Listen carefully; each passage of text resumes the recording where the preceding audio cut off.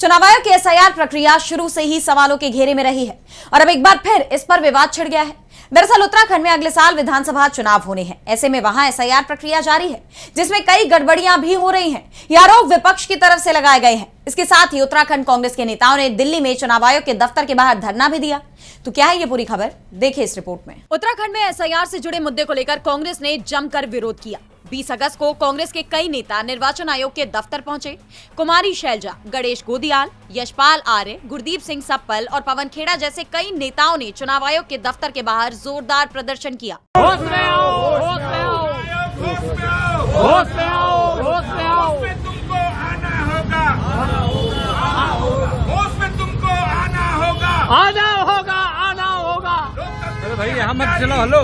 कांग्रेस नेताओं का आरोप है कि वो उत्तराखंड में एसआईआर प्रक्रिया में हो रही गड़बड़ियों को लेकर निर्वाचन आयोग को ज्ञापन सौंपना चाहते थे, लेकिन पुलिस और प्रशासन ने उन्हें अंदर जाने की इजाजत नहीं दी। ज्ञापन सौंपने से रोके जाने के विरोध में सभी कांग्रेस नेता चुनाव आयोग के मेन गेट के बाहर ही जमीन पर बैठ गए और धरना दिया।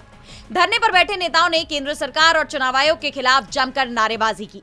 वो चुनाव आयोग होश में आओ, होश में आओ, चुनाव आयोग ज्ञापन लो और संविधान विरोधी ये सरकार नहीं चलेगी जैसे नारे लगाते दिखाई दिए। वहीं कांग्रेस नेता गुरदीप सिंह सप्पल ने कहा कि उत्तराखंड एसआईआर में बड़ी गड़बड़ी हो रही है।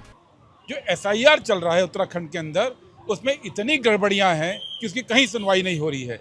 चुनाव आयोग का नियम है कि एक व्यक्ति 5 से ज़्यादा एप्लीकेशन नहीं दे सकता, लेकिन 50 एप्लीकेशन, 100 एप्लीकेशन, 500 एप्लीकेशन और यहाँ तक कि एक मामले में 6,500 के करीब नाम काटने की एप्लीकेशन एक व्यक्ति दे रहा है और किसी पे कोई कार्रवाई। कांग्रेस नेताओं का आरोप है कि उत्तराखंड में वोटर का नाम काटने का आवेदन देने के नाम पर भयंकर फर्जीवाड़ा किया जा रहा है।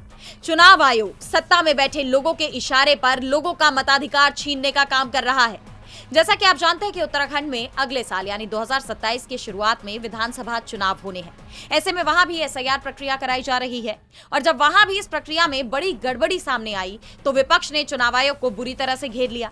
ऐसे में अब देखना यह होगा कि ये विवाद अब कहां जाकर थमता है। डीबी लाइव की रिपोर्ट।